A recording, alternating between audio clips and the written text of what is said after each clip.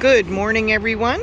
This is Louisa and Kevin Sherman from the Pewter Palace, thepewterpalace.com. You can find us on Facebook and on our YouTube channel, and we're doing another little helpful video on a project that we are doing before we head out full-time in the spring of 2023, and that is to replace our stabilizers from our originals, which you can see right here on our Avion, our 1987 32S Avion, and we are replacing them with a BAL product, and I'm going to let Kevin take over from here.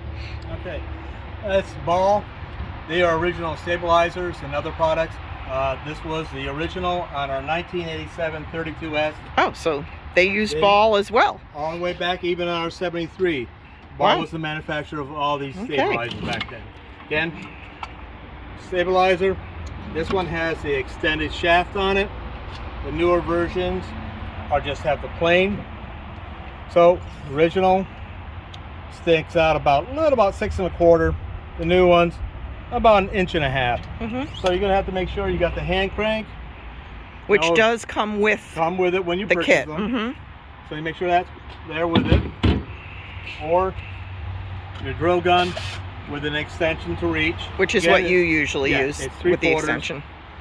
Again, for that purposes of cranking them down. The old ones were 17 inches. Our new front ones are 31 inches. We had the MORryde Independent Suspension put on. They raised the frame up 8 inches, so our frame sits in the front at 26. The rear sits at 21 due to the extra metal in the frame they put on to the Avion. Again, they're stabilizers, they're not jacks. Right, they're not levelers. No, they're just stabilizers. So once you get it down on the ground. And Kevin, actually, these are very similar to what other vintage, I mean, other trailers are going to have. This is not unique to an Avion. For this original had Airstream on it. Yeah, okay. So Airstream, yeah, I mean, all the same height-wise. So that's what they were using. BAL was big. They still are. They manufacture all these good products. Yeah. So anyway, 17 inches. We're raising up to 32. On our old ones, we had the Anderson blocks. Other companies make them, but they're handy for us because we had, because what I said, we only had 17 inches, and sometimes we had to use 2 of these blocks to lift it up. So with our MORryde Independent Suspension system that we installed 2 years ago? A year ago. 2 years ago. We raised the clearance of our Avion up by another 8 inches. We only had 8 inches to start with, which was just crazy.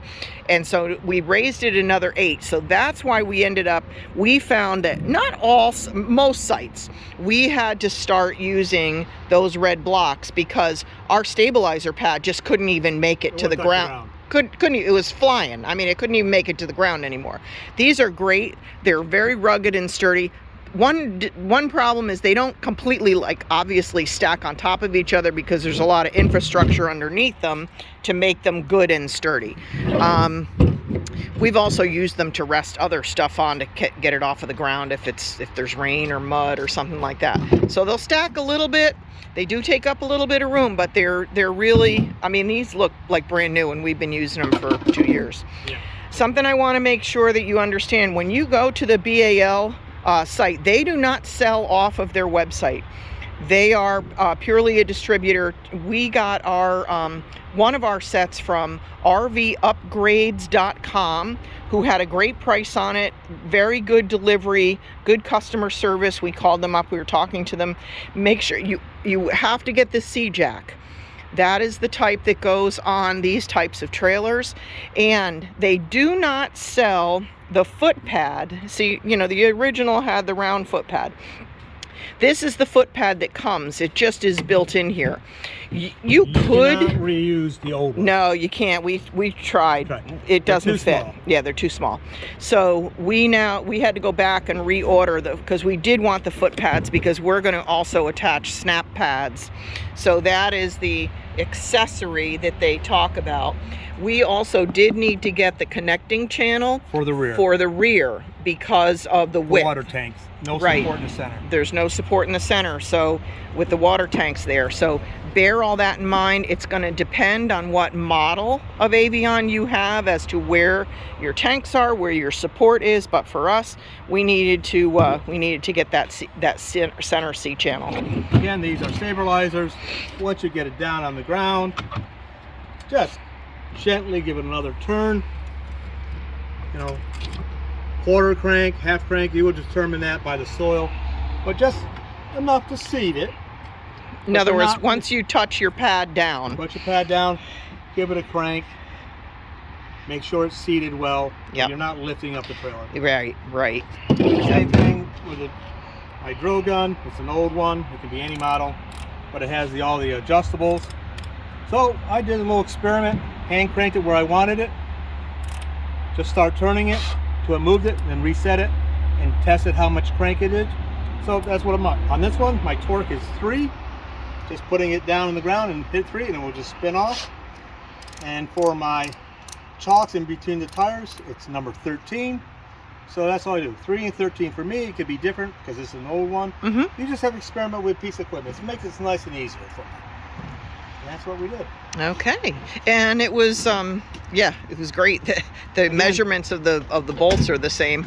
Holes line up perfectly because on the Avion you have the bolts coming down from the trailer frame. These line up perfectly. They're 5 1/4, 5 1/4, 5 1/4. No problem. They'll slip right back up in. Put them in. This hole is on the inner frame, which this, as you can see, is much longer. So I'm just going to have to mark it on the frame, going down the center, mark it, drill it, put up a new one in there. Not a big deal. Now, sometimes how we mark things like that, because you're obviously going to be putting a solid piece up to where that hole is, we use... Put the screw back in or a bolt, whatever it is. Yeah. Use Louise's lipstick. Louise's lipstick. Something bright and colorful. Yep. and just remount it up. Place it up. Let that lipstick touch your new metal. So I'll leave a mark, say right here. That's my mark. I mean, we're telling them, same hole. We're telling them all our tricks. Yep, just drill it back in, then you're good to go. Actually, I think my father taught me that trick. I used to work with him in his workshop. Okay, good. We will do a follow-up to this where we'll show you how we will install the foot pads, and the snap pads you do after the whole thing get installed back on because you want the pressure. Then this time you're going to put the soap on it, a little soapy water. Yep. To make them easier, and then you're going to crank down and you're going to put them in. Once they're in, they're in. Yeah, they stay in.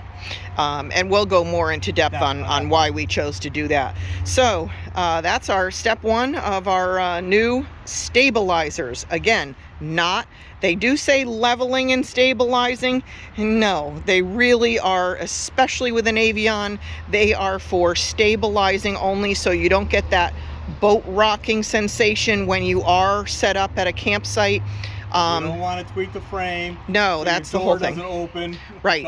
That's right. And like I said, with an Avion or Airstreams, because of their construction, they can't handle that kind of leveling like these self-leveling, these power level, the motorhomes. And you'll throw off your door and other items. And yeah, you can have a real mess. Gotta be gentle. Yep, got to be gentle with these babies. All right, that's all for now. It's Kevin and Louisa from the Pewter Palace. Thanks so much for joining us. If you got something out of this video, we'd really appreciate a thumbs up. We'd appreciate it totally if you would also subscribe to our channel. Have a great day. More to come.